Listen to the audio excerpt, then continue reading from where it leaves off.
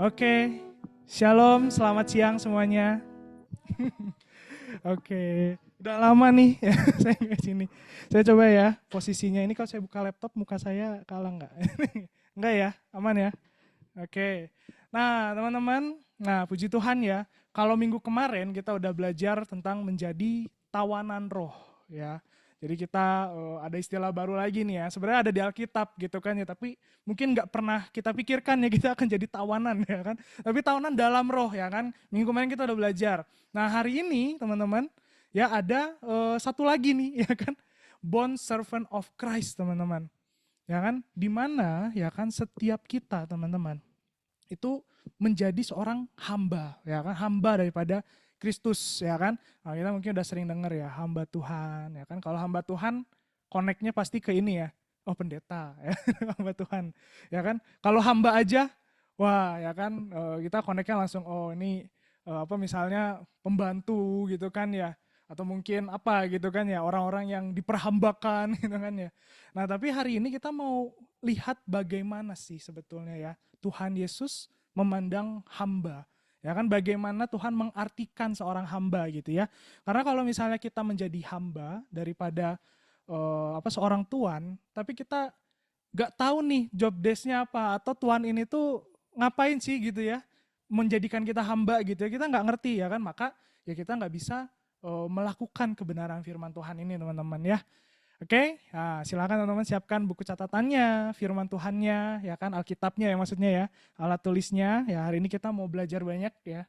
Kalau teman-teman lihat di slide, ya di sini udah temanya kapur ya, apa papan tulis ya. Jadi kita belajar banyak hari ini ya. Nah, saya coba mengendalikannya dari depan. Apakah dia akan berubah? Coba. Nah, nah teman-teman ya di Alkitab ya kan ada banyak ya kan title atau saya bilang apa ya, bagaimana Tuhan meterminologikan gitu kan ya, apa nama itu, bagaimana Tuhan menggambarkan hubungan kita dengan Tuhan ya kan. Nah, nah jadi ya kan di Alkitab nih ada banyak ya kan, ada juru selamat ya kan, ada sahabat ya, pembawa damai ya kan. Teman bisa juga memanggil Tuhan Yesus sebagai guru ya, raja segala raja. Ya kita tukar mic. Oke, tes tes. Ya, terima kasih Elkana. Oke, suaranya sudah lebih baik ya. Ya teman-teman, kita juga apa namanya memanggil Yesus sebagai gembala ya kan, terus juga yang sulung ya kan. Kalau misalnya kita adalah orang yang apa namanya ditebus oleh Tuhan ya kan, dan juga kita apa namanya itu sama-sama ya kan mengalahkan maut oleh karena Yesus ya kan. Nah, Yesuslah yang sulung yang sudah mengalahkan maut bagi kita ya kan. Mempelai pria ya, gereja itu adalah mempelai yang nanti akan dijemput gitu kan ya.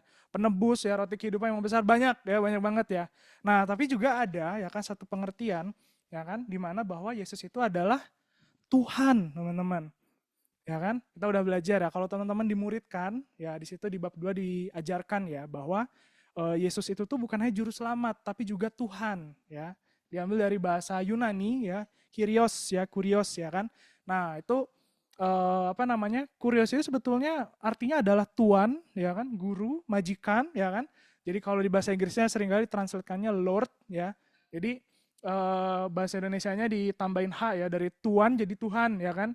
Karena ini ya konon katanya ya, dia membedakan mana tuannya kalau manusia sama yang Tuhan gitu kan. Nah tapi kalau di Alkitab yang Septuaginta ya teman-teman ya, itu Alkitab bahasa Yunani pertama ya, alias Alkitab yang perjanjian lama yang pertama kali diterjemahkan ke bahasa lain. Ya kan, kalau dulu kan perjanjian lama itu bahasa Ibrani. Nah ada Alkitab Septuaginta ya, terjemahan Septuaginta itu dia diterjemahkan ke bahasa Yunani. Nah, untuk menuliskan kata Tuhan di situ juga sama gitu kan ya, dituliskannya kurios gitu kan ya dalam bahasa Yunani. Jadi dalam Alkitab pun ya bahasa Yunani itu dipakai untuk Tuhan itu kurios gitu kan ya. Nah, jadi teman-teman ya kan, kalau kita mau memanggil Yesus sebagai Tuhan, ya sebenarnya kita harus memposisikan diri kita sebagai hamba, benar nggak? Karena Tuhan sendiri itu sebenarnya dari akar katanya ya Tuhan gitu kan. Tuhan itu adalah penguasanya, majikan kita gitu kan ya. Nah, ada banyak panggilan gitu kan ya. Nah, hari ini kita mau belajar ya kan untuk melihat gitu kan ya Yesus sebagai Tuhan dalam hidup kita. Oke, ya. Saya naik sendiri ya dari depan ya. Nah, teman-teman ya dalam ini ada satu ini ya, International Standard Bible Encyclopedia ya kan. Di dalam Alkitab itu ada 9 cara untuk seorang bisa memperoleh hamba ya, untuk mengakuisisi seorang hamba ya kan, nge-hire hamba gitu kan ya. Nah, itu bisa dari dia tuh bought ya, dibeli gitu kan ya. Jadi mungkin orang tuanya terjerat hutang sehingga dia menjual anaknya gitu kan ya. Nah, itu apa namanya? Anaknya dibeli untuk menjadi seorang hamba, ya kan begituannya. Terus juga di sini ada exchange ya, pertukaran. Nah, kalau ini antara tuan yang punya hamba dengan tuan yang punya hamba lagi ditukar, ya kan? Terus yang ketiga ada satisfaction of debt ya, pelunasan hutang, ya kan? Jadi ini kalau ini lebih ke dirinya sendiri, ya kan? Dia berhutang, dia bisa lunasin, lalu dia memutuskan untuk ya udah deh, saya jadi hamba gitu kan ya. Nah tapi sebenarnya ya yang nomor 3 ini ya, menurut hukum Taurat itu nggak boleh ya, tapi ada di Alkitab ya kan, karena ya melanggar lah ya, ini apa contoh yang tidak taat hukum Taurat ya. Tapi menurut hukum Taurat kita nggak boleh sebenarnya untuk apa kalau ada orang berhutang ya kan, janganlah kita memperlakukannya sebagai hamba gitu kan ya. Itu di Imamat 25 ayat 39 ya kan, tapi terjadi juga ya kan, implementasinya ada di 2 Raja-Raja 4 ayat 1 ya, nanti teman-teman bisa baca. Terus juga ya hamba juga bisa diperoleh dari gift ya, atau pemberian.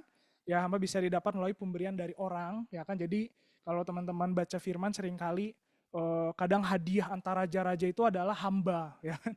Ya kan, memberikan hamba-hamba pria dan hamba-hamba perempuan gitu kan. Nah, itu sebagai pemberian. Ada juga inheritance ya, atau sebagai warisan ya kan, orang tuanya punya hamba diwariskan ke anaknya. Anaknya sudah dewasa, sudah apa namanya akhir balik menjadi penerus warisan, ya kan, diberikanlah hamba ya kan kepada si anaknya ini. Nah, lalu nomor 6 ini ada voluntary surrender ya. Kalau ini pengabdian secara sukarela. Ya kan? Jadi dia memberikan dirinya untuk saya jadi hamba deh, ya kan? Ya kan? Karena teman-teman di dalam firman Tuhan gitu kan ya. Sebetulnya hukum Taurat itu dia memberikan apa ya, opsi ya kan untuk seorang hamba ya kan. Kalau apa namanya di bangsa-bangsa lain ataupun di budaya-budaya lain, menjadi seorang hamba itu tuh adalah suatu hal ya yang udah lo jadi hamba ya kan, ya sudah ya kan selamanya ya kan, kecuali kamu bisa membayar ya kan. Nah tapi di Alkitab gitu kan ada tahun Sabat dan tahun Yobel. Jadi setiap tahun Sabat itu kan dia tahun ke-7 ya, dari periode 7 tahun sekali, dan tahun Yobel itu adalah tahun berarti keberapa ya? Pokoknya setahun setelah 7 kali tahun Sabat, ya kan? Tahun ke-50, ya kan? Nah, jadi di situ apa namanya seorang hamba harus dibebaskan, ya kan? Dimerdekakan. Jadi tanpa membayar apa-apa, ya kan? Nah, jadi ada juga gitu kan, ternyata hamba yang sudah dibebaskan dia pingin mengabdi secara sukarela, ya kan? Dan itu diatur juga dalam hukum Taurat, ya diizinkan. Ya, terus yang ke-7 ini ada arrest ya kan, kalau ini ditangkap karena apa, dia melakukan pencurian ya kan, sehingga dia harus mengganti rugi, dan kalau misalnya dia tidak bisa mengganti rugi maka dia ganti rugi dengan ya memberikan diri sebagai hamba ya kan. Terus yang nomor 8 ada birth ya, dari kelahiran, teman-teman screenshot aja sebenarnya ya kan, dari kelahiran ya kan. Jadi dia adalah anak dari seorang hamba, dia lahir di rumah tuannya, sehingga anak dari hamba itu termasuk menjadi hamba daripada si tuan, daripada orang tuanya ya kan. Nah jadi otomatis ya kan. Lalu yang terakhir adalah capture in war ya kan, jadi dia adalah tawanan perang ya kan. Biasanya disuruh menjadi hamba setelahnya ya. Nah jadi secara hukum Taurat ini sebenarnya sudah diatur gitu kan ya dalam hukum Taurat, dan ya kan sekali lagi gitu kan ya dalam firman Tuhan ya kan, itu kita nggak ini ya apa, kalau menurut hukum Taurat kita akan membayangkan hamba itu tuh adalah seorang yang dicambuk gitu kan ya, atau mungkin disiksa ya, seharusnya tidak. Oke. Nah, teman-teman, dari ke-9 cara ini ya kan, nah kira-kira yang mana nih ya kan? Ya, saya udah lingkarin ya. Harusnya saya tanya dulu baru lingkarin ya. Nah, tapi di firman Tuhan ya kan, di sini ada ayatnya ya, di 1 Korintus 6 ayat 20 ya. Mengatakan sebab kamu telah dibeli dan harganya telah lunas dibayar. Karena itu muliakan Allah dengan tubuhmu. Jadi bagaimana gitu kan ya kita sekarang menjadi hamba Tuhan, orang-orang yang lahir baru tuh posisinya di mana ya kan? Seharusnya dia posisinya sadar ya bahwa dia adalah seorang hamba yang dibeli oleh darah Yesus. Kita menjadi hamba daripada Tuhan Yesus karena kita telah dibeli. ya kan? Ini berlaku untuk setiap orang-orang yang sudah lahir baru, ya kan? Nah, kalau dibilang dibeli, sebenarnya dibelinya dari mana? Ya kan? Dibeli dari siapa? Kalau teman-teman lihat ya, banyak dari sini tuh sumbernya, ya kan? Mostly karena hutang, karena kesalahan gitu kan. Nah, di mana ya kan mulainya kita menjadi hamba, ya kan? Nah, kita coba lihat gitu kan ya. Ternyata ya kan di Yohanes 8 ayat 34 ya kan dibilang gini, kata Yesus pada mereka, aku berkata padamu sesungguhnya setiap orang yang berbuat dosa adalah hamba dosa. Jadi dengan kita melakukan dosa, kita menjadi hamba daripada dosa. Ya kan? Dan Roma 3:23 bilang gini, semua orang telah berbuat dosa. Jadi setiap kita, ya kan, itu adalah dulunya pasti pernah gitu kan mengalami menjadi hamba daripada dosa tanpa kita sadarin mungkin, ya kan? Kita terbiasa hidup ya sebegini-begini aja gitu kan. Ada yang mungkin hidup tanpa gairah, tanpa tujuan, terus hidup pun apa namanya? Mungkin selalu mengalami maut, ya kan, nggak pernah ngalamin terobosan dalam hidupnya, ya kan. Oh, orang tua saya, ya kan, mungkin terlilit hutang, anaknya pun sama gitu kan, terus ke keturunan, ya kan, orang tua saya nggak pernah tuh, apa misalnya sekolah sampai lulus SMA, maka ke anaknya terus gitu kan ya. Nah, tanpa disadari, ya kan, sebetulnya adalah upah daripada dosa, yaitu maut gitu kan ya. Karena apa? Ya kan? Karena dia diperhamba sama dosa. Nah, bagaimana sih ya kan kita bisa diperhamba sama dosa? Ya kan? Mungkin kita capture in war ya kan ya. Tawanan perang ya kan. Nah, perangnya bukan perang gimana-gimana. Ya kan waktu teman-teman lihat di kitab Kejadian gitu kan ya. Di situ ada ayatnya ya kan dibilang bahwa apa namanya manusia jatuh dalam dosa. Ya kan? Karena dia apa namanya memutuskan untuk lebih percaya perkataan si iblis daripada perkataan Tuhan. Lebih memutuskan untuk taat sama perkataan si iblis daripada perkataan Tuhan. Sehingga apa? Ya menjadi tawanan, ya kan? Makanya di firman Tuhan, ya kan, orang yang berdosa, orang yang jatuh dalam dosa, dia disebut juga orang yang terjerat, orang yang ditawan, orang yang nggak bisa lepas, ya kan? Nah, atau mungkin kita juga termasuk ini ya, orang yang harus melunaskan hutang, ya kan? Lingkaran hutang gitu kan. Karena kita melakukan dosa, kita harus ya kan tanpa pengertian benar ya kan seringkali manusia mencari lagi cara menutupinya gitu kan ya. Orang yang misalnya dia ikutan judi online ya kan, dia akan kembali lagi gitu kan ya, gimana nih nutup hutangnya ya kan, gimana nih nutup hutang lagi gitu kan. Nah, dia masuk dalam lingkaran ini ya kan, lingkaran hutang, lingkaran dosa ya kan, atau mungkin arrest gitu kan, ya kan ditangkap ya kan karena apa, kita melakukan kesalahan, disuruh tanggung jawab lagi gitu kan ya.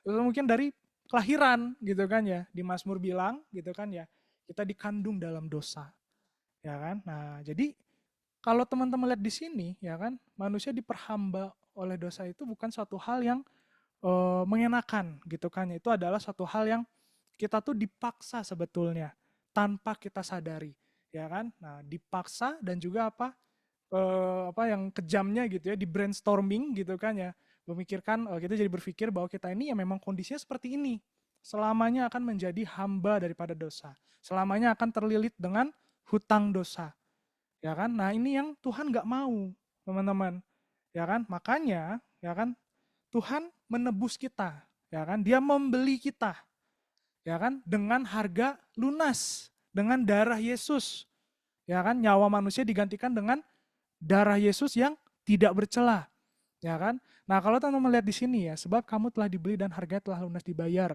Karena itu muliakanlah Allah dengan tubuh. Lalu yang kedua demikian hal, ya kan, ini kutipan dari Roma 6 ayat 19, demikian hal kamu sekarang harus menyerahkan anggota-anggota tubuh menjadi hamba kebenaran yang membawa kamu kepada pengudusan. Tadinya hamba dosa, ya kan? Jadi ini berbicara tentang tubuh, teman-teman. Ya setiap kali kita apa namanya membaca tentang penebusan, ya kan, Tuhan mengaitkannya dengan tubuh. Kuduskanlah tubuhmu, ya kan. Nah, kenapa? Karena tubuh kita ini gitu kan ya, ya sudah tercemar sama dosa, ya kan. Kita harus melatih tubuh kita gitu kan ya. Karena kalau enggak, ya kan, mudah sekali untuk jatuh gitu kan ke dalamnya lagi. Ya kan, jadi Yesus menebus kita supaya kita tidak menjadi hamba dosa lagi. Ya kan, nah ini apa suatu alasan yang mungkin manusia nggak bisa kepikiran gitu kan. Kenapa kamu menebus hamba ini dari Tuan A? supaya dia nggak jadi hamba dari Tuan A. Kalau orang kan niatnya supaya dia jadi hamba saya, supaya saya makin banyak hambanya. Ya kan, terus bilang ya kan di sini supaya kamu tidak lagi menjadi hamba dosa harusnya, ya kan. Dan firman Tuhan juga bilang ya kan tidak bisa seseorang mengabdi pada dua tuan. Gak bisa, ya kan, dia menghambakan diri, menyebut diri sebagai hamba Tuhan, ya kan, tapi dia juga memperhambakan diri kepada dosa, ya kan. Nah, makanya di sini kita belajar bahwa Tuhan tuh punya concern, ya kan, sama tubuh, ya kan. Sehingga ya kita bisa bilang gini ya, sebelum berbicara tentang kontribusi, ya kan, atau pelayanan pada jemaat, ya kan, justru Tuhan menekankan untuk menguduskan tubuhmu sebagai orang yang telah dibeli dan harga lunas dibayar, ya kan, pertama-tama ya kan layani Tuhan dengan menguduskan dirimu. Setuju ya teman-teman ya? Ya kan? Karena kalau misalnya tidak, ya kan kita akan kembali lagi, ya kan, kepada Tuhan yang lama, ya kan, itu tidak ini loh, ya kan, tidak adil dan tidak benar gitu kan untuk dilakukan. Kita adalah hamba daripada Tuhan Yesus. Setiap kamu yang sudah lahir baru, yang sudah menerima Yesus, menerima keselamatan daripada Yesus gitu kan ya, dengan cara apa? Mengaku dengan mulut, ya kan, dan percaya dalam hati bahwa Yesus adalah Tuhan. Sekarang kamu dibebaskan dari perhambaan dosa dan kamu sekarang adalah hamba Tuhan, hamba kebenaran, ya kan? Beda tuan, beda cara hidupnya, teman-teman. Ya kan? Kalau bicara tentang hamba nih gitu kan, jadi pembantu ya kan, misalnya. Pembantu di rumah apa namanya ya, mungkin menengah gitu kan ya. Ya mungkin ya seadanya gitu kan ya. Ya kan, ya beres-beres sudah habis itu gitu. Tapi kalau pembantu di rumah Raffi Ahmad, kamu ini ya, lebih ini ya, sama terkenalnya ya dengan influencer lainnya ya. Jadi ya kan, beda tuan, beda cara hidup hambanya, ya kan. Bahkan wakil presiden pun dituliskan seringkali gini ya, pembantu presiden, tapi wakil presiden tetap gitu kan, ajudan gitu kan ya, sama gitu kan ya. Tugasnya berbeda, cara perlakuannya berbeda, budaya di dalam rumahnya juga berbeda, ya kan. Nah jadi kita sekarang masuk nih ya, firman Tuhan bilang ya, concern kalau kamu hamba Tuhan, kuduskanlah tubuh. Nah, bagaimana kita menguduskan diri, ya kan? Meninggalkan dosa, ya kan? Kalau teman-teman dimuridkan, ya mulai terbuka saat pembimbing, ya puji Tuhan, bagus. Karena itu adalah titik di mana teman-teman mulai meninggalkan dosa, kebiasaan yang lama yang tidak sesuai firman Tuhan, ya kan? Pergaulan-pergaulan. Nah, ini mungkin banyak orang yang masih menahan-nahan, ya kan? Teman-teman, ya kan, sekali lagi ya, kita ini sudah dibeli, ya kan? Mungkin karena sebelumnya kita dalam perhambaan dosa, kita tidak sadar bahwa kita tuh diperhambakan, seakan-akan waktu setelah lahir baru kok jadi hamba saya, sebelumnya bebas gitu kan. Padahal sebelumnya pun hamba, hamba yang bahkan diperlakukan dengan ya sesuai ya gimana dosa memperlakukan dirimu, ya kan. Pernah hidupmu damai sejahtera dalam dosa, ya kan. Gak tenang, dikejar-kejar gitu kan ya. Banyak hal yang tanpa kita sadari mau terus dialamin gitu kan ya. Nah sekarang kita sama-sama sadar gitu kan bahwa ketika kita terima Yesus, kita tuh sebenarnya memiliki hidup yang lebih baik. Ya kan, tadinya diperhambakan oleh dosa, sekarang menjadi hamba kebenaran. Ya kan, nah mungkin harus melakukan A, B, C gitu kan, itulah bagian daripada kita menguduskan diri. Ya kan, berpuasa dari hal-hal yang mengikat, ya kan, banyak lagi. Ya kan, atau mungkin kalau tadi meninggalkan gitu kan, sekarang menambahkan, ya kan, menambahkan gaya hidup firman Tuhan gitu kan ya. Mulai 4 pilar ya teman-teman ya. Jangan lupa isi form kesungguhan ya buat yang nanti mau ikut edisi ya bulan Agustus ya. Berdoa, baca firman, bersekutu, bersaksi, ya kan? Itu membuat kita semakin mengerti hidup kita di dalam Tuhan itu seperti apa, ya kan? Membuat kita semakin mengetahui, ya kan? Terus juga kita mengalami, ya kan? Bagaimana hidup sebagai murid Tuhan, ya kan? Saat teduh, ya kan, berdoa bagi orang lain, mengampuni, dan banyak lagi.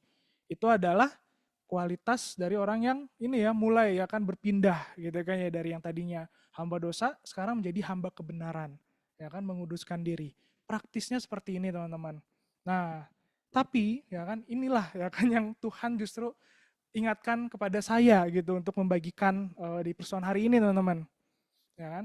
Semuanya benar, ya kan, nggak ada satupun yang salah dan harus dilakukan, ya kan. Jadi jangan menganggap gitu kan ini adalah suatu hal yang kita bisa pandang sebelah mata, harus meninggalkan dosa harus cepat-cepat, ya kan Daud bilang juga, aku cemas akan dosaku gitu kan ya. Kebiasaan-kebiasaan yang lama gitu harus cepat responnya. Ya kan, karena itu menolong kamu untuk kamu tidak lagi masuk dalam perhambaan dosa. Ya kan, kamu hidup sebagai hamba kebenaran, ya kan, udah dibeli kok, hidupnya sama, ya kan, kayak hamba yang sebelumnya gitu kan, kayak gaya hidup Tuhan sebelumnya. Jangan, ya kan. Jadi lakukan semua ini, ya kan, dan semua ini benar gitu kan ya. Tapi ini yang Tuhan ingatkan, ya kan, perhatikan, ya kan, jangan-jangan, ya kan, ini belum lengkap. Jangan-jangan gitu kan, iblis membuatmu lupakan hal-hal berikut, ya kan, yang nanti akan saya sampaikan, yang juga ternyata menjadi bagian dalam kekudusan. Ya kan, kita tahu, oh kalau mengikut Tuhan, menjadi hamba Tuhan harus melakukan A, B, C, D, ya kan, harus tinggalkan ini itu gitu kan ya. Tapi ingat gitu kan ya, kita kembali kepada kebenaran firman Tuhan. Karena kalau kita hanya ya kan menggunakan konsep hamba dari pikiran kita sendiri, nanti kita terjebak, ya kan. Memang pikiran kita ini benar atau sudah ditambahkan firman Tuhan memang benar, ya kan. Nah, tapi kita coba lihat teman-teman. Ya, Roma 14 ayat 17, ya kan. Di sini ya kan dituliskan bahwa kerajaan Allah ya kan bukanlah soal makanan dan minuman, ya kan, tapi soal kebenaran, damai sejahtera dan sukacita oleh Roh Kudus. Ya kan? Jangan-jangan ya kan hari ini ya kan iblis merebut damai sejahteramu. Jangan-jangan ya kan kau mengikut Tuhan, kau setia melakukan firman Tuhan tapi nggak ngalamin sukacita. Ya kan? Makanya apa rasanya, ya kan? Waktu pas PA, wah udah PA lagi. Waktu dikasih PR gitu kan ya, ayo bikin misalnya 100 list mimpi atau isi form kesungguhan. Aduh, nambah kerjaan lagi, ya kan?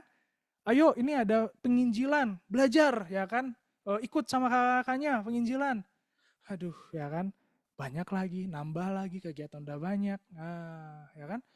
Kita melakukan kebenaran, yes, ya kan? Tapi jangan sampai ternyata selama ini kita lupa. Iblis mengambil apa? Damai sejahtera dan sukacita, ya kan? Bagian kita lengkap teman-teman dalam kerajaan Allah harusnya, semuanya, ya kan? Karena gini teman-teman, melakukan firman Tuhan, melakukan kebenaran itu sebenarnya mengoyak, ya kan? Kayak mengoyak zona nyamannya kita, ya kan? Bikin kita harus apa ibaratnya? Yang tadinya hidupnya mode ini aja lah ya, mode hemat baterai, ya, ya biasa juga gini. Besok ulangin sama lagi, udahlah nggak usah lakukan lebih, nggak usah lakukan kurang, ya gini aja, gitu kan ya. Ketika kita belajar kebenaran, kita mulai adjust, ya kan. Kita mulai menyesuaikan gaya hidup kita, sesuai nggak nih dengan firman Tuhan. Dan pasti banyak yang akan dikoreksi, pasti, ya kan. Karena sebelumnya kita hidup pakai gayanya hamba dosa, ya kan. Kita pakai rule tuannya dosa gitu kan ya. Nah sekarang berpindah, ya kan. Kalau misalnya gitu kan sebelumnya di dalam rumah tuan yang sebelumnya gitu kan ya, nggak apa-apa nggak cuci tangan misalnya, oh nggak apa-apa misalnya pakai sendal ke dalam ruangan, oh nggak apa-apa nggak usah mandi ya kan. Tapi pindah ke tuan yang baru, waduh ya kan, ke Raffi Ahmad Raffi Ahmad lagi ya. Nanti dia nggak bisa ya kan, harus mandi, harus bersih, harus higienis gitu kan ya. Bahkan kebiasaan-kebiasaan yang tidak sering dilakukan oleh dirinya gitu kan waktu dia di rumah atau mungkin di apa waktu dia di kampung halamannya, mungkin dirubah di rumah tuannya. Ya kan? Nah, ini banyak yang harus dirubah. Dan bahkan teman-teman kalau saya bilang ya, melakukan firman Tuhan itu perlu power ya kan, perlu daya, ya kan? Perlu kekuatan untuk melakukan firman ya kan. Dan itu memang costly ya, harus ada bayar harga, harus ada harga yang dibayar. Pikul salib harus bayar harga, yes. Sangkal diras bayar harga, yes ya kan.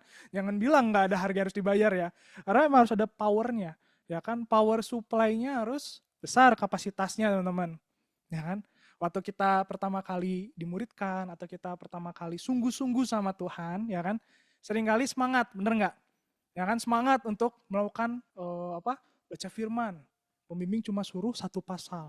Minggu depannya dilaporkan 8 pasal, ya kan? 8 pasal, ya kan? Minggu depannya 10 pasal. Ya, saya pernah gitu kan ya, memuridkan anak KP, dia tiba-tiba, ya kan saya tanya, gimana seminggu ini baca Alkitab enggak? Puji Tuhan ke hari ini, ya kan, hari dia bilang 1 hari ini dia habis 1 kitab Mazmur, 150 pasal gitu kan ya, menggebu-gebu ya kan, nah, puji Tuhan ya kan, 150 pasal sehari ya kan, puji Tuhan ya, daripada ini keluyuran ya kan, karena dia ngekos kan ya kan, Jadi puji Tuhan ada yang berubah, ya kan? Kita semangatin sebagai pembimbing, ya kan? Kita apa namanya itu doakan, ya kan? Kita juga apresiasi, ya kan? Nah biasanya kalau udah dapat apresiasi gitu kan ya, pujian makin semangat, ya kan? Bener nggak? Ya kan? Oh bagus, ya kan? Bagus yuk, lanjutkan. Wah minggu depannya rasanya pengen nambah lagi. Udah 10 pasal, 12 lah gitu kan. Minggu depan terus gitu kan ya. Karena firman Tuhan emang ada bilang gitu tuh, ya kan? Orang yang bersemangat dapat menanggung segala penderitaan. Ya, bener ya, Amsal 18 ayat 14 ya kan. Orang yang semangat itu bisa menanggung penderitaan. Ya, lanjutannya ini kan, tetapi siapa yang akan memulihkan semangat yang patah. Jadi kalau ada semangat tuh powernya emang gede banget tuh, ya kan? Tapi teman-teman, ya kan, lama kelamaan, ya kan nggak tiap PA gitu kan, apa namanya itu, oh bagus ya kan, oh keren gitu kan ya. Karena pembimbingnya mau sampaikan hal yang baru lagi gitu kan ya. Karena pembimbingnya dapetin untuk hari ini untukmu apa, ya kan? Atau mungkin saudara-saudari udah nggak lagi muji gitu kan ya. Karena memang sudah apa namanya, mungkin lagi dalam mikirin yang lain, mungkin dia lagi fokus yang lain gitu kan ya. Ya kan? Pujian manusia gitu kan, motivasi, semangat dari manusia ada batasnya ya kan. Bukannya mereka jahat ya kan, tapi memang terbatas manusia gitu kan. Tidak cukup untuk menjalankan atau apa namanya, ibaratnya running gitu kan ya, satu semua kebutuhan energi gitu melakukan firman Tuhan gitu kan. Kalau rumah saya kan ini ya 2200 volt ampere ya kan. Nah, sore ini ya kan dekat rumah saya ada stadion gitu kan ya. Persib main teman-teman. Ya kan, satu stadion kemarin saya sempat searching ya. Berapa yang dibutuhkan? Katanya 1000 kilovolt ampere. Jadi 1 juta. Ya saya cuma 2,2. Wah, rumah saya kayaknya nggak cukup nyalain satu lampu aja mati kayaknya. Ya kan, padahal udah satu rumah kapasitasnya ya kan. Nah, tapi ternyata gitu kan semakin kita melakukan firman Tuhan, semakin kita ngalamin pikul salib sangkal diri, ya kan? Ada hal yang harus kita bayar lebih lagi ya kan, Tuhan perlebar kapasitasnya. Nah, makanya ya kan caranya harus dirubah. Ya kan, kalau kita masih pakai pola yang tadi sumbernya, kita lama-kelamaan akan merasa bahwa setiap firman yang kita lakukan adalah kewajiban. Ya kan, sebagai hal yang kayak, wah kalau enggak saya akan tertinggal, kalau enggak saya akan dimarahin, kalau enggak saya akan apa namanya itu kelewat ini dan itu. Ya makin banyak kepikiran gitu ya. Jadi apa namanya itu jalan mulus bagi intimidasi iblis gitu kan ya. Kita yang ngomong dalam hati gitu kan ya, wah nanti aku ketinggalan nih dalam hati. Iya, ya kan? Kenapa sih iblis bisa ini apa namanya suara iblis itu terdengar dalam hati dan pikiran kita, ya kan? Karena orang tersebut membuka celah bagi dosa, ya kan? Sehingga apa roh jahat masuk, ya kan? Dan itu yang terjadi, ya kan? Dosa itu pasti bikin kita nggak tenang, ya kan? Pasti akan merasa terus kurang, terburu-buru gitu kan ya. Nah itulah, ya kan? Nanti lama-lama apa? Pola pikir, kalau kita kan belajar bond servant, ya kan? Nah, nanti lama-lama pola pikir slavery yang masuk, ya kan? Slavery, ya kan? Sebetulnya ya slave, ya kan, servant, bond servant, secara arti sama, tapi beda dalam budaya, ya kan? Hari ini kita ngomongin slavery, kita akan langsung connect-nya sama dicambuk, ya kan, disiksa, ya kan, dimakannya sedikit, ya kan? Nah, ya kan, eksploitasi, ya. Nah, nanti masuknya ke situ, teman-teman. Makanya, ya kan, hari ini tuh Tuhan ingetinnya ini. Oke, kita tahu kebenaran apa yang harus kita lakukan. Tapi seringkali, ya kan, jangan-jangan kita lupa sama untuk ngalamin damai sejahtera Tuhan dan sukacita, ya kan? Daripada kita melakukan firman Tuhan, daripada kita melakukan kebenaran, ya kan? Wah, makanya tadi waktu pas Kak Putri dan Bang Josia ya mimpin pujian di sini, wah ikut ini apa ibaratnya jangan lelah, ya kan? Memang tentang sukacita gitu kan ya kan? Nah, cuma dari mana nih sumbernya? Ya kan seringkali kita bilang sukacita, tapi dalam hati itu masih nggak tenang, ya kan? Nah, ya kan memang sering kali terjadi gitu kan ya. Jujur. Orang yang jujur ya kan nanti Tuhan akan luruskan ya kan. Karena orang yang jujur itu kan dia truthful ya, benar sama perasaannya sendiri, sama apa yang dialami sendiri ya. Ini kita nggak mau jujur, nggak mau mengatakan yang benar tentang apa yang kita rasakan, ya kan? Kita nggak ngalamin tuh ya kan Tuhan memulihkan kita. Oke, nah kalau teman-teman ingat, jadi kan ada 9 ya, 9 cara orang bisa apa namanya memperoleh hamba. Nah, ada satu ya kan dari ke-9 metode, semuanya itu tuh menjadi hamba itu dengan paksaan, karena kondisi, karena kepepet. Tapi cuma ada satu yang itu tuh karena keinginan dari hamba tersebut. Itulah yang nomor 6 nih, voluntary surrender, ya kan, pengabdian secara sukarela. Dan ini diatur dalam firman Tuhan. Ya kan? Coba yuk kita buka yuk. Keluaran 21 ayat 1 sampai 6, teman-teman. Ya, kita baca ini hukum Taurat ya kan tentang budak Ibrani. Nah, Keluaran 21 ayat 1 sampai 6. Oke, saya bacakan ya. Saya baca yang di slide ya, karena saya sudah tulis ya. Oke, ayat pertama, inilah peraturan-peraturan yang harus kau bawa ke depan mereka. Apabila engkau membeli seorang budak Ibrani, ya maka haruslah ia bekerja padamu 6 tahun lamanya. Tetapi pada tahun yang ke-7, ia diizinkan keluar sebagai orang merdeka dengan tidak membayar tebusan apa-apa. Ya kan? Jadi dari sini kita belajar bahwa konsep perhambaan yang sesuai ya kan dengan hukum Taurat yang dari Tuhan yang kasih itu gitu kan ya. Itu kayak gini, ya kan? Bisa bebas setelah 6 tahun. Tahun ke-7 dia menjadi seorang yang merdeka dengan tidak membayar apa-apa. Ya, berbeda sama perhambaan di tempat-tempat lain. Ya kan, di bangsa-bangsa lain. Ya kan? Dalam perhambaan dosa, ya kan nggak ada pilihan, sudah 6 tahun boleh bebas. Bahkan nggak ada di tempat lain rules-nya, cuma di hukum Taurat aja, teman-teman. Ya kan?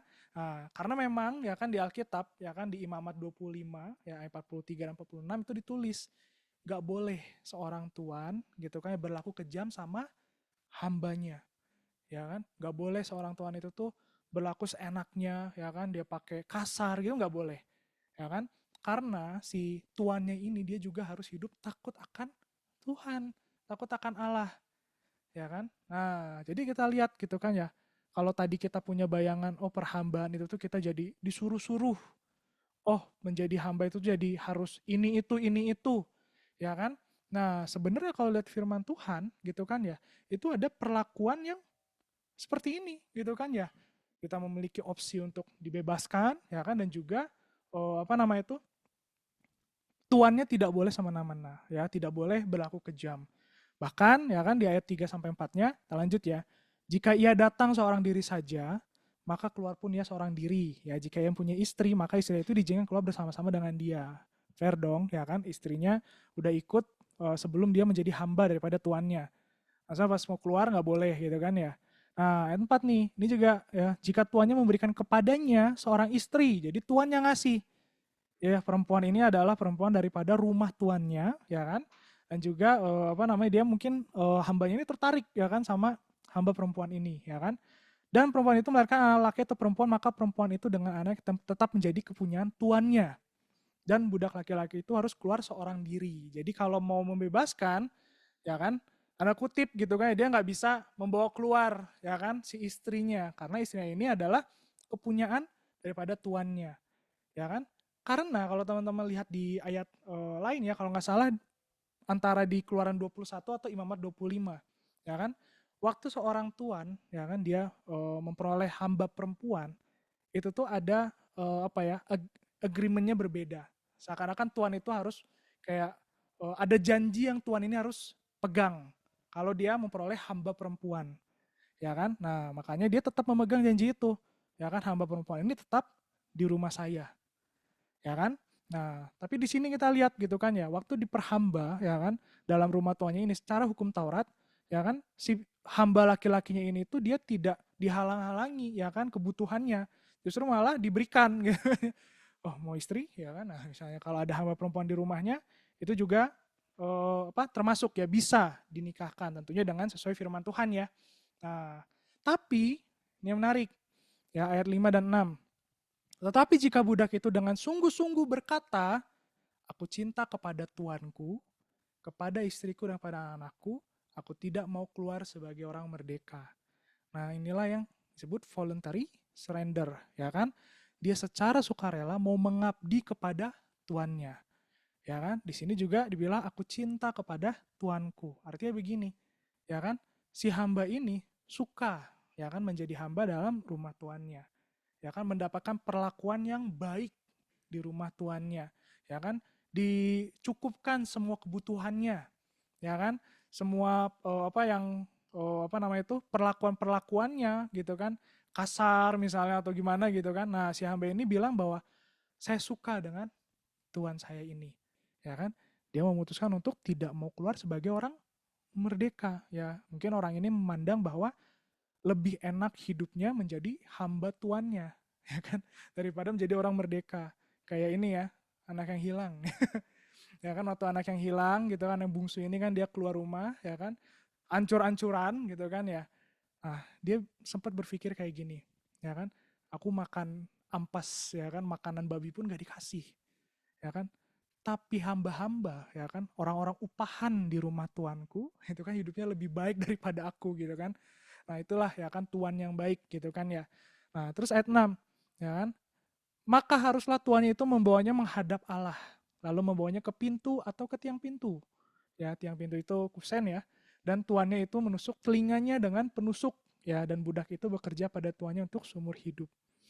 Nah, teman-teman, ya kan, waktu hamba ini mau memutuskan untuk saya mau jadi hamba daripada Tuhan ini selamanya, ya kan, itu tuh nggak nggak enteng gitu, nggak kayak udah ngomong yakin ya udah ya masuk lagi gitu, nggak gitu kan ya. Itu sampai harus di piercing kalau bahasa Inggrisnya ya, ditindik tapi ditempelin sampai pintu, entah itu pintunya atau si tiangnya, ya kan, jadi ditempelin tok gitu, ya kan. Nah, jadi kalau piercing biasa ada alatnya, ini ke pintu. Ya kan. Nah, teman-teman, kan ya kan itu adalah nggak enteng gitu, artinya si tuannya bisa nanya, yakin? Hambanya pun bisa, kalau misalnya di tengah-tengah ya kan, dia mungkin tadinya udah niat ya kan, nggak mau keluar ya kan, tapi dia takut jarum, ya kan, misalnya. Dia bisa bilang, oh, nggak jadi deh Tuhan, saya jadi orang merdeka aja gitu kan ya. Bisa bilang kayak gitu kan, karena memang dia bisa menjadi orang merdeka tanpa harus membayar apa-apa. Ya kan? Jadi ini tuh adalah sebuah keputusan yang jalannya panjang, gitu kan ya. Jadi keteguhan hati daripada hamba ini untuk mengabdi selama-lamanya itu bisa diuji. Ya kan? Nah, ya kan? Yakin ya kan? Nah, udah ditempelin nih, yakin. Terus mungkin hamba ini tuannya ya, yakin. Ya kan? Nah, pada akhirnya yakin Tuhan. Nah, tok gitu kan ya. Nah, kayaknya nggak sakit ya, saya nggak pernah di piercing ya. Sakit kata Kak Putri. Mohon maaf teman-teman yang pernah di piercing ya. Nah, tapi itulah yang terjadi gitu kan ya. Nah, ini ada artinya nih, ya kan? Telinga, ya kan? Telinga artinya apa? Memberikan, ya kan, dengar-dengaran, ya kan, apa yang menjadi inputannya adalah apa yang menjadi kehendak tuannya. Hamba ini menyerahkan hidup saya yang melakukan apa yang tuannya suruhkan, ya kan? Dan juga kenapa di pintu, ya kan? Nih menurut seorang rabai, ya kan? Nah, di sini dia bilang gitu kan bahwa eh, di Imamat 25 ayat-ayat terakhir gitu ya, dia menuliskan bahwa semua orang Israel yang ditebus dari Mesir itu adalah hambaku, kata Tuhan. Ya kan? Baik dia tuan maupun dia budak. Nah, ini ya kan dia mau jadi hamba daripada manusia. Daripada tuannya kan manusia kan.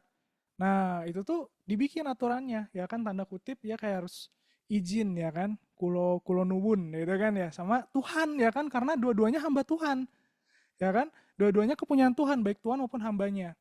Makanya ya kan Tuhan berkata di firman Tuhan, tidak boleh kamu memperlakukan hambamu dengan kejam. Kamu harus hidup takut akan Tuhan. Nah, itu dia bilang ke seorang tuan yang punya hamba, ya kan? Nah, jadi teman-teman, ya kan, apa yang mau disampaikan adalah kalau selama ini gitu kan ya, kita sadar nih bahwa kita ini ditebus, kita ini jadi hamba Tuhan karena dibeli dari hamba dosa, maka kita harus menguduskan diri, maka ada satu pilihan gitu kan, dimana kita mengabdikan diri kita karena kita menyerahkan diri, karena kita voluntary, ya kan, karena emang saya mengalami Tuhan saya itu baik, aku cinta kepada Tuanku, ya kan. Ini kan dibilang dia dapat istri pun dari rumah tuannya, ya kan. Tuhan telah menyediakan apa yang aku butuhkan, ya kan. Tuhan telah, ibaratnya ya, kalau teman-teman ngalamin Tuhan gitu kan ya, makin lama tuh makin gak ada alasan untuk meninggalkan Tuhan, teman-teman. Bahkan kepikiran pun enggak, ya kan. karena harus menjelaskan ulang ya kan, harus rekonsiliasi ya otaknya ya. Dulu saya pernah ngalamin ini sama Tuhan, dulu saya ngalamin ini sama Tuhan, ya kan? Nah jadi nggak bisa, ya kan? Nah jadi di sini ya kan, kalau teman-teman gitu kan ya ngalamin Tuhan, ya kan secara sukarela memberikan dirimu menjadi seorang hamba, ya kan? Inilah sebenarnya yang Tuhan maksud ya dari bond servant, ya kan? Karena mengikut Tuhan itu Lukas ya kan dan juga Markus bilang gini kan, ya kan? Barang siapa mau ikut aku harus menyangkal memikul salibnya setiap hari ya kan dan menyangkal diri ya kan. Jadi ada dua kualitas itu ya kan, harganya murah enggak ya kan, hidupmu ya kan. Makanya gitu kan ya, alamilah Tuhan dalam hidupmu teman-teman ya kan. Pastikan ada damai sejahtera dan sukacita yang kau alamin ya, karena kalau enggak ini terlalu besar nih powernya gitu kan yang dibutuhkan untuk menjadi seorang bond servant ya kan. Next dulu ya. Dalam bahasa Ibrani, ya kan, kalau di Alkitab, ya kan sebenarnya slave, servant, bond servant di semua ayat itu tuh sama. Kalau di Perjanjian Lama pakai kata ebed, ya kan. Kalau di Perjanjian Baru pakai kata doulos, ya kan. Nah, cuma ada satu ayat yang beda di Perjanjian Lama, ya kan, di Kitab Yeremia, dan juga ada satu kata yang berbeda di Kitab Wahyu, ya kan. Itu artinya slave, tapi artinya juga sama-sama, ya kan, slave juga. Slave, servant, bond servant, ya kan. Nah, kalau misalnya kita mau mengartikan kata ini gitu kan ya, ini sebenarnya secara bahasa sama, tapi budayanya, konteksnya beda-beda, ya kan. Karena kalau dibilang slave, ya kan, dalam konteks waktu dia apa namanya di hukum Taurat ini nggak ada tuh cambukan gitu kan, nggak ada ya kan semena-mena. Karena memang itulah slave yang diartikan sesuai hukum Taurat, ya kan. Kalau hari ini kita bilang slave, ya kan, karena kita sudah punya sejarah gitu kan, banyak perbudakan gitu, slavery gitu kan, maka kita akan connect-nya dengan, waduh ya kan, jangan lelah, tapi sambil sambil menghul batu gitu, jangan lelah ya kan. Ya kan jadi konsepnya tuh kebayangnya kayak apa namanya susah banget gitu kan ya. Nah, ya kan kita luruskan ya pikirnya. Kalau servant ya kan mungkin lebih ke pelayan gitu kan ya. Kalau saya ngebayangin servant itu langsung kayak pakai jas tapi di istana gitu kayak mau apa tuan ya. Ya kan mau minum apa tuan hari ini ya kan servant. Nah tapi hari ini kita bahasnya bond servant, kenapa ya kan. Nah, bukan suatu kebetulan ya kan, sebenarnya kalau di Alkitab bahasa Inggris ini sebenarnya ganti-ganti aja, ada yang pakai slave, ada yang pakai servant, ada yang pakai bond servant ya kan, tergantung tahun berapa itu dibuat dan di mana dia dibuat ya kan. Kayak King James ya banyaknya servant gitu kan ya, atau mungkin nggak tahu ya, mungkin zaman itu ditulis slave itu konteksnya negatif makanya pakai servant gitu kan. Nah, sebenarnya sama aja. Nah, tapi kita mau lihat gitu kan ya. Kita pakai kata bond servant ya kan supaya teman-teman punya makna ya kan. Teman-teman connect langsung dengan artinya ya kan. Servant itu kan pelayan, bond itu tuh suatu ikatan ya kan. Ya kan, segala sesuatu bentuk ikatan itu seringkali bisa dinamakan bond ya kan. Nah, obligasi disebutnya bond ya kan, karena ada ikatan untuk melunasi gitu kan ya si pembayarannya gitu kan. Nah, jadi bond servant ya kan, ikatannya apa Kak? Ya kan, ikatan yang seperti apa? Sebenarnya bisa ikatan hutang, bisa ikatan kontrak, bisa aja. Makanya ya kan, yang membedakan kita menjadi bond servant of Christ adalah kamu yang memberi makna nih. Bondnya apa buat dirimu? Ya kan? Kau melayani Tuhan, tapi kau punya nggak ikatan sama si Tuhan tersebut?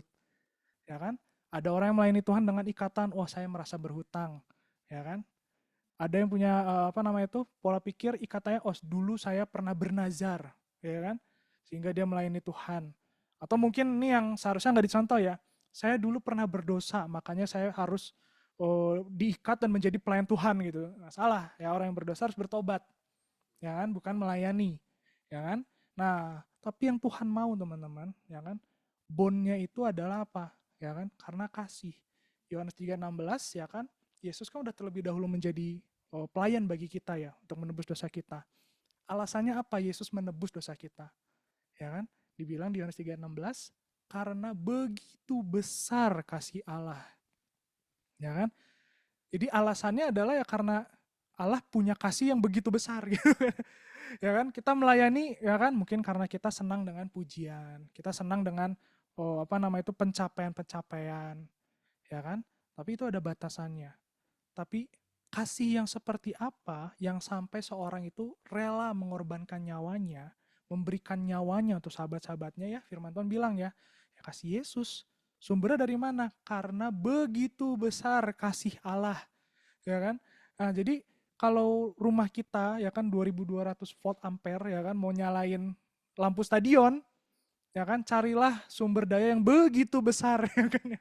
Teman-teman, kalau misalnya teman-teman hari ini gitu ya merasa bahwa oh saya melayani Tuhan, saya dimuridkan kok rasanya lelah, kok rasanya kayak banyak kegiatan. Ya kan? Ingat tadi awalnya kan damai sejahtera dan sukacita.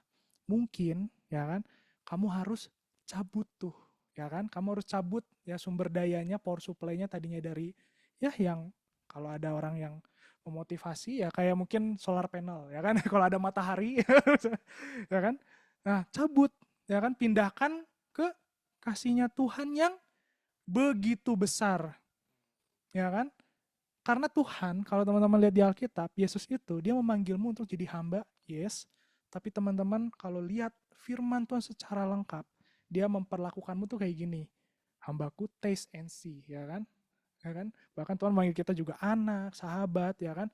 Taste and see kebaikan Tuhan. Alami sendiri kebaikan Tuhan, ya kan? Karena inilah yang akan menjadi bondnya kita. Waktu kita memutuskan untuk jadi servant, bondnya itu apa, ya kan? Kita yang kasih artinya. Kalau teman-teman ngalamin Tuhan, ya kan, menjadi pelayan Tuhan itu bukan suatu hal yang jadi kayak kewajiban, enggak. Itu adalah suatu aktivitas yang teman-teman nikmatin. Ya kan, saya tiba-tiba teringat ya kan, di Alkitab gitu kan ada satu orang namanya Obed Edom. Obed Edom ya kan dia adalah yang punya rumah daripada tempat yang dimana tuh si tabut Tuhan dititipkan. Kan waktu itu kan tabut Tuhan baru kembali tuh dari Filistin pakai gerobak, ya kan. Nah, di situ diangkut lagi, dilanjutin pakai gerobak sama sama Raja Daud dan orang-orangnya, ya kan. Kepleset, ya kan. Ada satu orang yang kepleset terus berusaha untuk nahan. Uzia ya mas namanya. Berusaha untuk nahan, ya kan. Nah, ternyata di situ dia sedang melanggar kekudusan Tuhan, ya kan. Nah, ceder, ya kan, dia mati di tempat. Akhirnya si tabut Tuhan ini ditaruhkan ke rumahnya Obed Edom. Dan selama 6 bulan lamanya dia diberkati, ya kan? Nah ini saya inget banget tuh. Ya kan waktu itu pernah dibagikan berapa bulan kemudian, nggak berapa bulan sih, berapa kitab kemudian, ya berapa ayat kemudian, ya kan? Nama Obed Edom dia sudah tertulis ya kan dalam orang-orang yang menjaga pintu gerbang bait suci. Jadi setelah dia diberkati ya kan di rumahnya karena ada tabut Tuhan di situ, lalu tabut Tuhan itu sudah diambil lagi ya kan sama Raja Daud ya waktu itu ya. Nah ternyata di situ Obed Edom mulai memutuskan, saya mau ikut ya kan hadirat Tuhan ini, saya mau ikut nih sama tabut Tuhan ini, kemana saya mau ikut ya kan. Adakah paksaan? Nggak ada. Ya kan ada keharusan? Nggak ada. Karena ada dia bondnya ya kan, dia suka mengikuti tuannya. Ya kan dia memutuskan, ya kan? Nah, jadi teman-teman, ya kan? Kita ngalamin, ya kan? Oh, kamu harus jadi hamba Tuhan. Kamu harus melayani Tuhan. Yes, ya kan? Tapi ya kan? Tuhan terlebih rindu kau mengalami Tuhan lebih dulu. Kau mengalami kasihnya Tuhan lebih dulu. Ya kan? Tuhan punya kasih yang begitu besar. Ya kan? Yohanes 3:16 tadi ya. Karena begitu besar kasih Allah. Oke? Nah, kita kembali, ya kan? Tadi kan ada kebenaran, damai sejahtera, sukacita, ya. Hari ini kita mau rebut kembali, ya kan? Damai sejahtera yang menjadi bagian kita, sukacita yang menjadi bagian kita. Kita mau buka Filipi 4 ayat 6 sampai 7, teman-teman. Silakan. Yang bawa Alkitab boleh dibuka. Ya, Filipi 4 ayat 6 sampai 7. Nah, kita seringkali melihat Tuhan itu tuh, oh kita harus ini, harus itu, nggak boleh ini, nggak boleh itu. Padahal kalau kamu baca firman Tuhan, saya yakin ya kan dalam jumlah yang banyak juga sama banyaknya lah gitu dengan perintah-perintah, ada juga janji-janji gitu kan. Di Filipi 4 ayat 6 sampai 7 ini, ya janganlah hendaknya kamu khawatir tentang apapun juga, tetapi nyatakanlah dalam segala hal keinginanmu kepada Allah.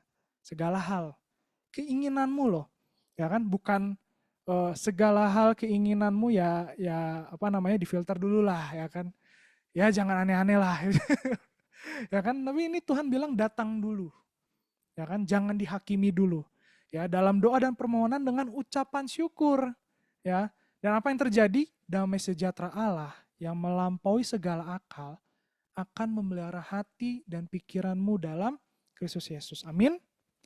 Nah, kalau misalnya hari ini teman-teman, ya kan teman-teman mungkin ngalamin, ya kan, oh seberapa banyak nih dari kita yang hatinya nggak bisa tenang, ya kan, kepikiran terus, ya kan, ada aja masalahnya gitu kan, baru beres, ya kan, misalnya tugas yang satu, kepikiran yang lain, ya kan, karena emang terus gitu ya tugas ya, beres yang ini kan minggu depan dapat lagi. Nah, kalau kita nunggu tugasnya beres dulu baru saya datang sama Tuhan, nah inilah terjadi, ya kan, makin lama nggak bisa tenang, merasa dikejar waktu, ya mungkin teman-teman ada yang merasa dikejar-kejar waktu, terus terburu-buru, ya kan, seorang banyak dari kita yang terus teringat akan kesalahan di masa lalunya, ya kan, aduh salah banget sih dulu saya memutuskan ini, aduh harusnya dulu saya kayak gini, harusnya dulu caranya nggak gini, ya kan?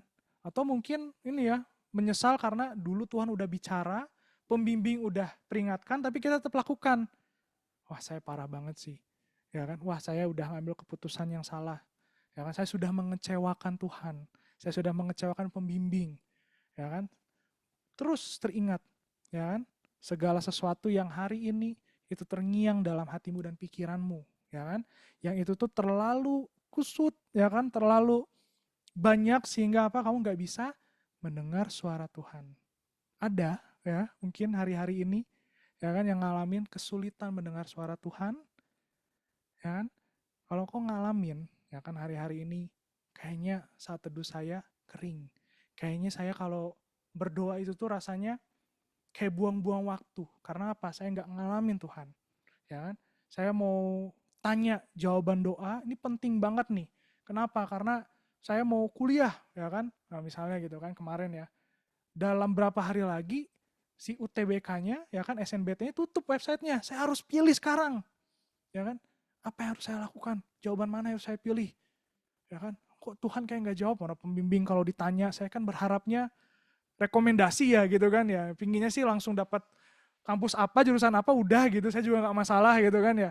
Nah, pembimbing jawabnya, ini doakan, tanya Tuhan. Waduh gitu kan ya. Sudah tanya Tuhan Kak, tapi belum ada jawaban nih Kak. Nah, kalau di depan pembimbing bilang gini, mungkin harus lebih lagi ya. Mungkin harus berdoa lebih-lebih lagi gitu kan ya. Ya kan? Tapi waktu pas berdoa nggak dapet suara Tuhan, nggak tenang. Ya kan? Nah sering kali gini, ya kan? Bukan Tuhan yang nggak berbicara, ya kan? Tapi kita nggak buat ruang untuk Tuhan berbicara. Kita nggak menyediakan waktu untuk Tuhan berbicara, ya kan? Dan Tuhan pun memesankan ini, teman-teman, untuk hari ini kita lakukan, ya kan? Ini kan waktu dalam ini ya, apa masih dalam persekutuan nih ya, teman-teman udah luangkan waktu, ya kan? Nah, sekarang kita ambil waktu untuk kita berdiam, teman-teman. Ya kan, kalau teman lagi pusing, lagi banyak harus dipikirin, coba deh, ya. Kali ini aja tinggalkan semua pikirannya, ya kan, tanpa rasa bersalah. Memang tugasnya nanti malam harus dikumpulin ya, ya kan? Memang ya kan habis ini harus menghadap misalnya ke dosen ya kan, harus memberi keputusan gitu kan ya, memberi jawaban. Tapi coba deh ya kan, tenang ya kan. Sekarang ya kan tenangkan sejenak ya kan. Kalau mungkin ada yang lagi sibuk gitu ya, tenang pikiran. Ya kan kalau selama ini ya kan kamu sulit untuk berdiam diri, ya mungkin kamu merasa takut tertinggal, ya kan takut terlewat sesuatu, ya kan kamu merasa aduh kalau saya lagi berdiam diri ini kayak menunda-nunda nih. Nah saat inilah dimana kamu boleh diam tanpa rasa bersalah. Kenapa? Karena firman Tuhan bilang gitu, dengan bertobat dan tinggal diam kamu akan diselamatkan. Dalam tinggal tenang dan percaya terletak kekuatanmu, ya kan? Tapi sayangnya di firman itu bilang tetapi kamu enggan. Hari ini jangan. Hari ini kita kasih waktu untuk Tuhan berbicara. Ya, kalau teman-teman mungkin sedang dalam kegiatan, ya dalam 1 menit ke depan saya mau ajak teman-teman untuk pause dulu semua. Kita datang sama Tuhan. Mungkin teman-teman mau tarik napas, silahkan. teman-teman mau tinggalkan dulu semua apa selama ini dipikirin, teman mulai untuk mencari Tuhan, dan mencari Tuhan itu bukan usahanya teman-teman. Teman-teman duduk diam, lalu teman-teman mulai panggil Tuhan. Katakan, Tuhan berbicaralah. Kalau yang selama ini mungkin sudah lama gak mendengar suara Tuhan, katakan, Tuhan berbicaralah.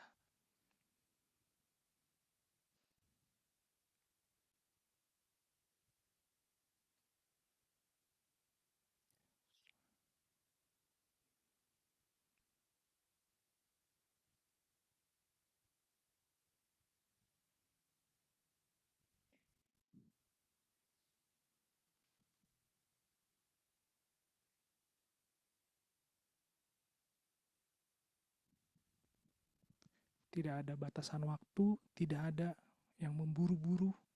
Beri waktu Tuhan berbicara.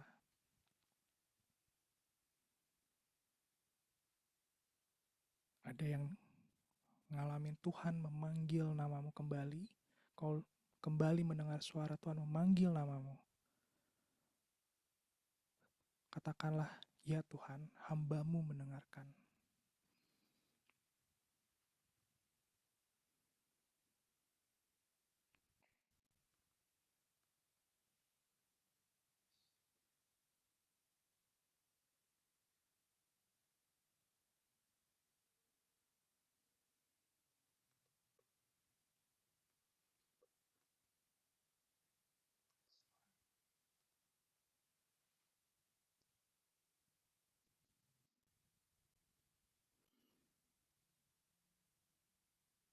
Adalah suatu hal yang patut disyukuri kalau teman-teman mendengar suara Tuhan hari ini. Kalau hari ini teman-teman masih bisa terhubung sama Tuhan. Puji Tuhan, terima kasih Tuhan Yesus.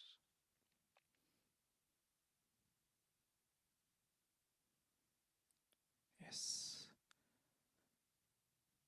Terima kasih Tuhan Yesus. Teruslah berbicara Tuhan pada setiap kami Tuhan.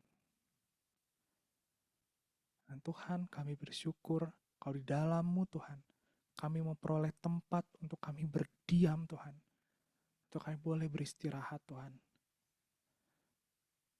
Tuhan, ini kerinduan kami Tuhan untuk terus terhubung sama Engkau Tuhan Yesus. Terima kasih Tuhan Yesus. Amin. Nah, sudah lama mungkin nggak ngalamin seperti ini teman-teman. Ya, waktu teman-teman meluangkan waktu, memberikan Tuhan ya kan waktu untuk berbicara, di mana teman-teman gak sibuk dengan hal lain, disitulah Tuhan akan berbicara teman-teman. Kan bukankah itu juga yang kita alamin waktu kita ngobrol sama orang, lalu orang tersebut tidak terlihat tertarik atau bahkan mulai teralihkan fokusnya. Kalau kita terus berbicara, ngobrol sama tembok kita. Ya, kita mending ngobrol sama AI kayaknya ya kan lebih ada tanggapan ya kan. Nah, tapi kalau misalnya kita gitu ya melihat lawan bicara kita semangat, dia mau mendengarkan kita, bahkan dia memberi waktu untuk kita berbicara, maka kita pasti akan lebih senang untuk menceritakan ya kan obrolannya. Pernah nggak waktu berdoa teman-teman tanya sama Tuhan ya kan, sebiasanya gitu kan ya, kita gitu kan menceritakan hidup kita sepanjang hari kita gitu ya, permasalahan kita ya kan, pernah nggak kita tanya sama Tuhan, Tuhan apa yang ada dalam hati Tuhan?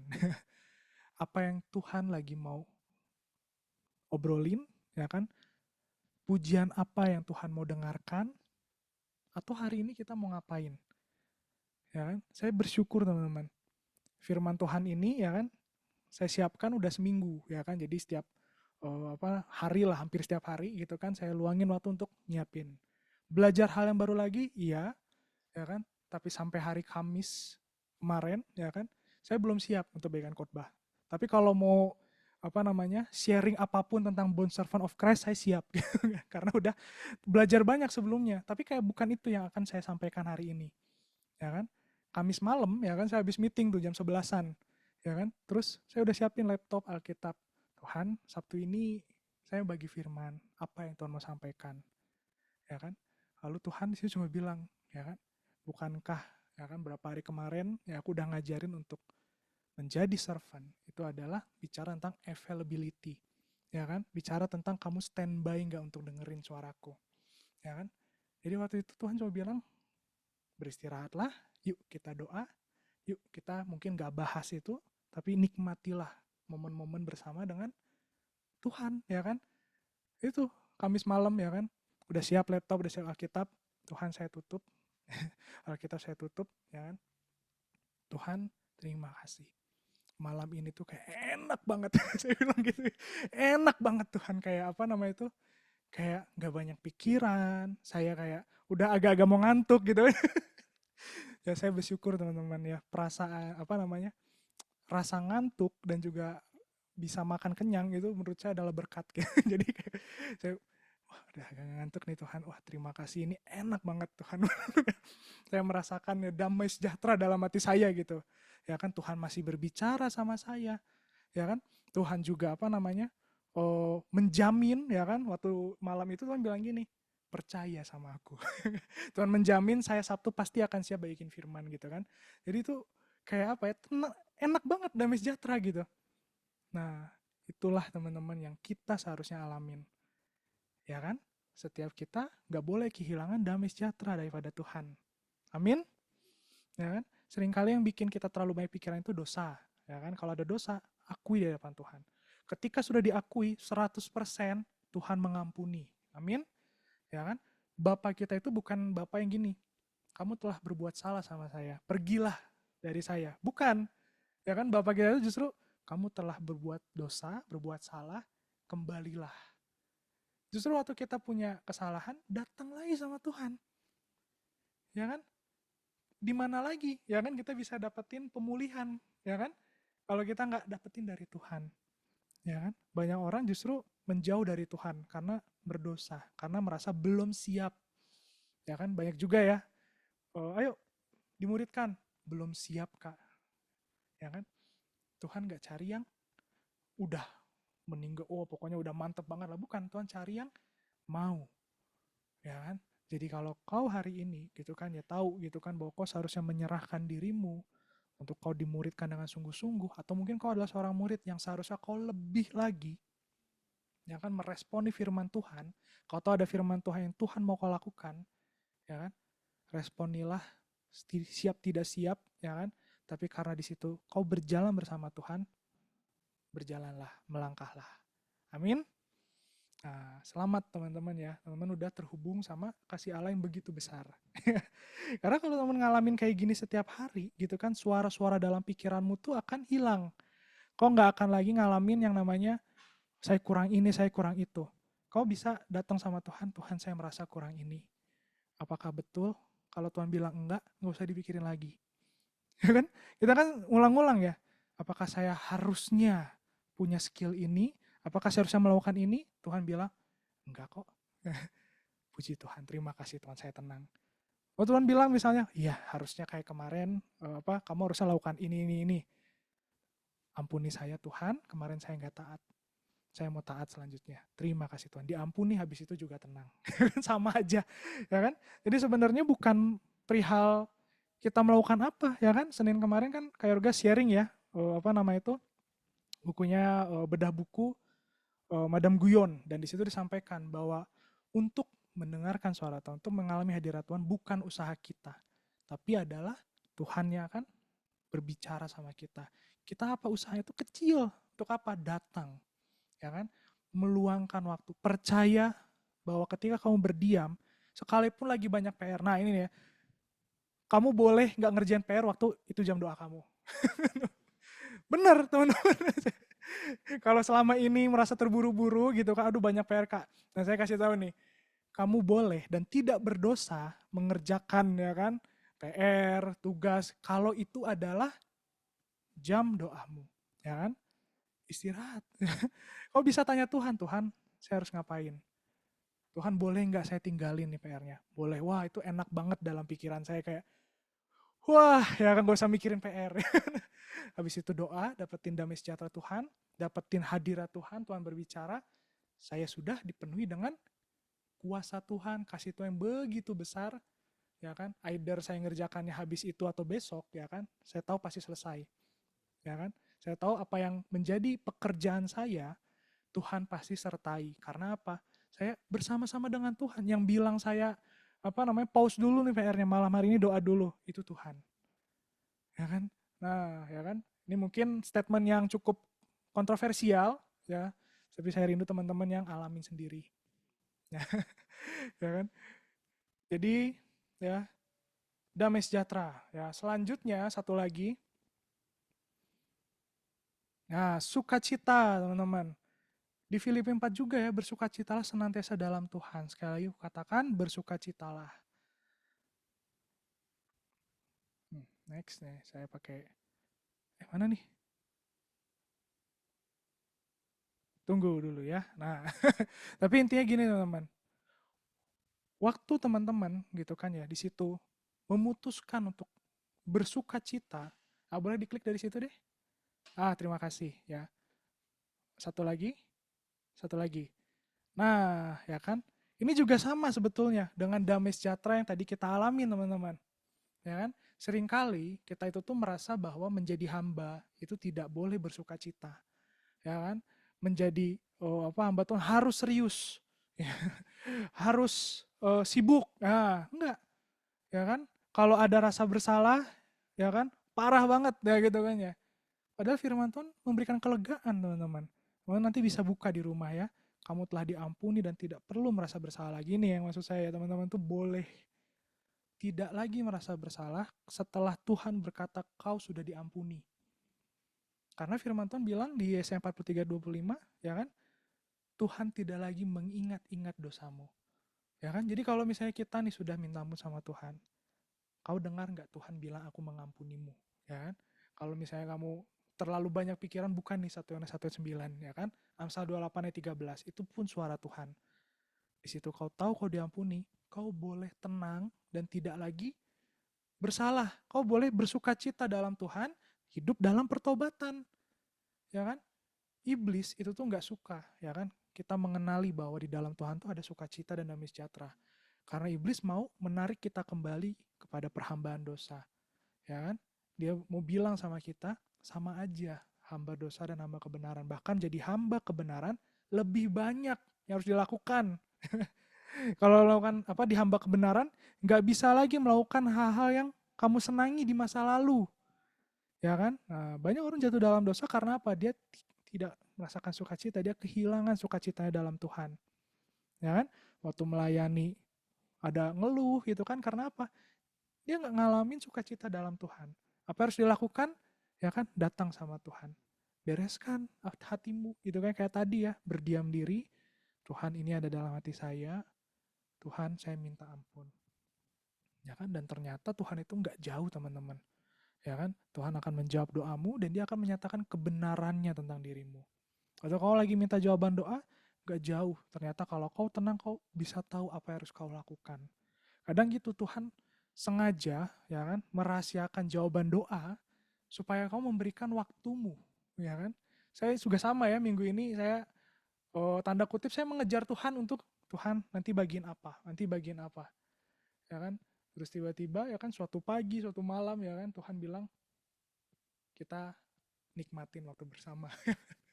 Ya kan saya nggak mikirin ya kan nanti Sabtu bagian apa. Karena Tuhan bilang seperti itu. Ada waktunya ya Jumat paginya gitu kan Tuhan bilang kita hari ini bahas yang ini dong, ya kan? Bahan-bahan untuk Sabtu, ya kan? Jadi saya buka laptop itu bener-bener beres ya, ngalir ya kan? Karena emang intinya adalah Tuhan mau ngomong apa, ya kan? Intinya adalah agendanya Tuhan. Itulah seorang hamba. Seorang hamba tidak mendahulukan preferensi pribadinya. Oh saya lebih prefer kalau saya beres lebih awal, ya kan? Seorang hamba mengikuti preferensi tuannya. Ternyata Tuhan pinginnya saya selesaikan ini di hari Jumat. Ya, saya udah siapin dari hari Minggu, ya kan? Nah, karena Tuhan mau nyari Jumat, maka yang disampaikan di hari Jumat lah yang akan saya sampaikan hari ini. Ya kan? Kalau boleh jujur ada beberapa draft nih ya, udah ada 3 draft ya. Bisa jadi 3 kali khotbah gitu kan ya. Nah, tapi Tuhan bilang ini harus disampaikan. Ya, Bapa menerimamu sekalipun kamu telah mengecewakannya. Teman-teman bisa baca ayatnya. Yang Tuhan cari itu pertobatannya. Yang Tuhan cari itu adalah kita kembali. Kalau selama hari ini sukacita itu hilang karena tidak lagi, ya kan? Merasakan Bapa menerima kita, ya kan? Lihatlah kebenaran firman Tuhan. Ya kan? Di situ ada kebenaran yang membebaskanmu. Dan kau ngalami lagi sukacita yang daripada Roh Kudus, teman-teman. Ya, mintalah apa yang kamu inginkan kepadanya. Ya kan? Bahkan apa yang kamu inginkan, kau boleh minta. Minta di dalam Tuhan itu bukan karena kamu telah melakukan sesuatu untuk Tuhan. Minta di dalam Tuhan itu adalah undangan untuk yuk ngalamin. Yuk, kamu mungkin belum menyelesaikan apa-apa. Kamu mungkin bahkan kemarin habis melakukan kesalahan. Tapi boleh minta nggak boleh. Ya kan? Karena kita anak. Ya kan? Karena Tuhan tuh bilang mintalah. Yohanes 16 ayat 24 gitu kan ya. Bergembiralah di dalam Tuhan. Ya kan? Justru itu yang Tuhan mau. Malah menjadi malah menjadi jauh ya kan dengan kualitas hamba kalau kita tidak melakukan apa yang Tuhan kita lakukan. Ya kan yang suruhkan gitu kan ya. Kalau Tuhan suruh minta, minta aja. Ya kan? Akan jadi sulit gitu kan ya. Kalau misalnya hambanya nggak enakan padahal Tuhan bilang minta gitu kan ya. Malah ini kode-kodean gitu ya. Hambanya kode-kodean. Kadang gitu kan ya. Sebenarnya kita mau ya kan. Cuma nggak mau ngomong ya kan. Akhirnya apa? Banyak hamba yang dia tuh pakai caranya sendiri sehingga malah salah. Kalau firman Tuhan bilang mintalah, mintalah ya kan. Kalau firman Tuhan bilang boleh, boleh. Kalau firman Tuhan bilang nggak boleh, nggak boleh. Jadi lakukanlah apa yang Tuhan suruh. Kan gini ya, waktu Tuhan menciptakan manusia, Tuhan bilang semua buah di taman ini boleh kamu makan. Kecuali yang satu ini. Ya kan? Ada berapa jenis buah dalam dunia ini? Ya kan? Kalau saya bahkan sering mikirnya gini, nggak usah banyak buah deh. Durennya ada berapa jenis itu? Itu dulu aja habisin. Puas nggak tuh? Ya kan? Nah, habis itu ya kan baru ya kan buah-buah yang lain. Nah, di sini kita tuh sering kali mencari apa yang fokusnya sama yang Tuhan nggak boleh. Ya, malahnya jadi ke situ. Ya kan merasa nggak enak untuk mengambil apa yang diperbolehkan, apa yang Tuhan suruhkan, malah mencari yang nggak boleh. Tertipu sama iblis. Jadi lebih baik nikmatilah ya kan semua buah yang boleh kamu makan di dalam Taman Eden ya kan. Kecuali buah yang ini ya kan. Jadi belajarlah untuk ya kan mengasihi Tuhan, takut akan Tuhan itu adalah mencintai firman Tuhan, mencintai apa yang Tuhan sukai, ya kan? Dan juga membenci apa yang Tuhan benci, yaitu dosa. Ya kan? Nah, jadi teman-teman perlu perhatikan, ya kan? Perhatikan apa yang hari ini mungkin dalam pikiranmu ada ketidakbenaran. Ya kan, tipu musyiat iblis, ya kan? Kembalilah pada firman Tuhan dan berdoalah sama Tuhan. Tuhan, saya berterima kasih kalau firman-Mu berkata, boleh loh saya mendoakan kampus saya di mana nanti. Boleh loh saya minta nanti mau S2. Ya kan?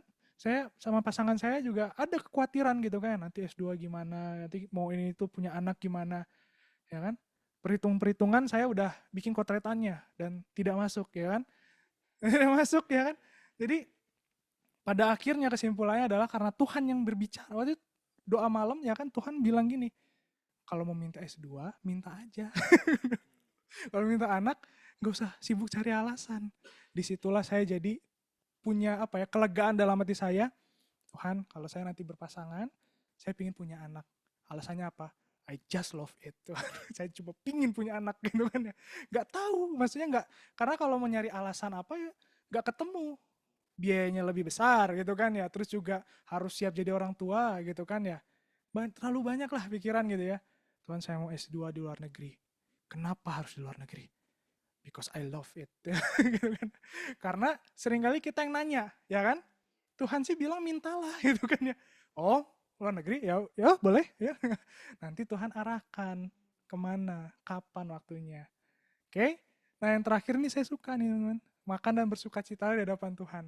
Kita tuh, ini salah satu kesaksian saya lah gitu ya. Waktu dulu tuh saya kesulitan saat teduh, ya kan kenapa? Karena itu tuh saya rasa saya udah capek nih semalaman. pagi-pagi saya harus bangun untuk melakukan aktivitas lainnya lagi. Ya kan? Saya nggak menikmati untuk bangun pagi, ya kan? Nah, tapi ada satu waktu, ya kan? Roh Kudus ajak merenung, kenapa nggak menikmati, ya kan ya? Terus waktu itu Roh Kudus cuma bilang gini, besok apapun yang terjadi bangun pagi ya. Dengan perasaan apapun, dengan apa bangun pagi.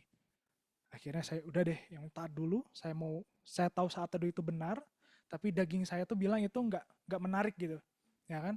Nah, tapi Tuhan bilang bangunlah pagi, ya kan? Akhirnya saya bangun pagi, dan di situ saya ngeliat bahwa enak banget udara pagi itu gitu. Saya nggak pernah keluar kamar teman-teman kalau bangun pagi sebelumnya. Suatu itu saya keluar, ya kan? Itu enak banget kayak, oh gini ya, ya kan? Terus Tuhan tambahkan lagi, bikin kopi. Jadi saya menikmati saat teduh saya karena di pagi hari gitu kan, ada momen di mana saya bisa tenang, udaranya segar, saya bisa ngopi, Tuhan berbicara sama saya gitu kan ya. Tuhan apa namanya itu memberikan pewahyuan sama saya lebih siap menjalani hari, ya kan? Yang tadinya saya berpikir, oh habis ini apa, habis ini apa, habis ini apa gitu ya. Waktu saya bersaat teduh, duduk diam ya Tuhan, saya jadi tahu apa yang harus saya kerjakan dan apa yang tidak harus saya kerjakan, ya kan? Nah makanya di situ Tuhan ingatkan, ya kan? Makan dan bersukacita dalam Tuhan. Di ayat-ayat ini teman-teman, ini adalah hukum Taurat nih. Bahwa di Alkitab itu sebetulnya seringkali gitu ya, setelah mempersembahkan korban, ayatnya adalah setelah itu makanlah dan bersukacitalah.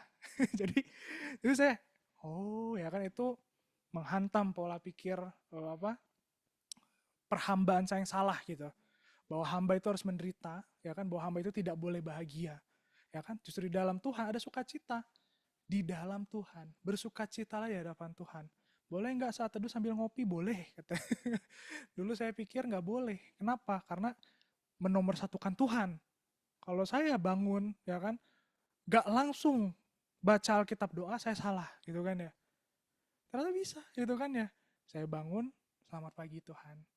Tuhan, hari ini bikin kopi boleh? Boleh. Enak banget itu makanya saya. Ya kan, itulah yang saya alamin gitu ya, bahwa kebenaran itu memerdekakan kita teman-teman. Amin. Nah, terakhir, nah, be a bond servant of Christ, ya kan?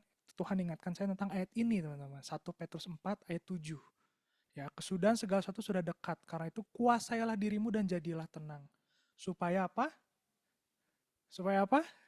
Oh, berdoa. Kalau di online udah pada jawab. Ya, supaya kamu dapat berdoa. Kuasailah dirimu dan jadilah tenang. Karena gini, kualitas seorang hamba adalah dia harus standby dan available. Ya kan? Makanya waktu Yesus di Taman Getsemani, tidak sanggup kamu berjaga-jaga 1 jam saja bersama-sama dengan aku. Ya kan? Available, ya kan? Kalau kita terlalu sibuk mikirin ini itu, maka kita nggak bisa available, bener nggak?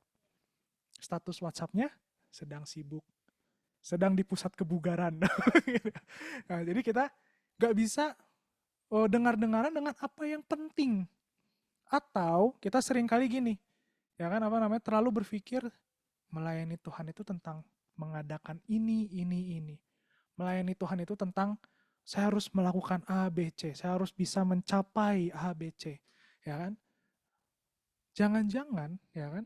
Yang Tuhan mau ternyata adalah ya yang digambar ini ya, Maria dan Marta, teman-teman. Ya kan? Di situ ada Maria yang duduk diam di bawah kaki Yesus, dan di situ ada Marta yang sibuk melayani di dapur. Ya kan? Apakah Marta salah? Secara attitude, ya kan? Mungkin benar, ya kan? Tapi secara pengenalan, Martalah yang melakukan kebenaran. Karena dia kenal kalau Yesus datang, Yesus itu suka cerita. Suka didengarkan gitu kan. Jangan-jangan pelayanan itu sebenarnya lebih kelihatan kayak gini.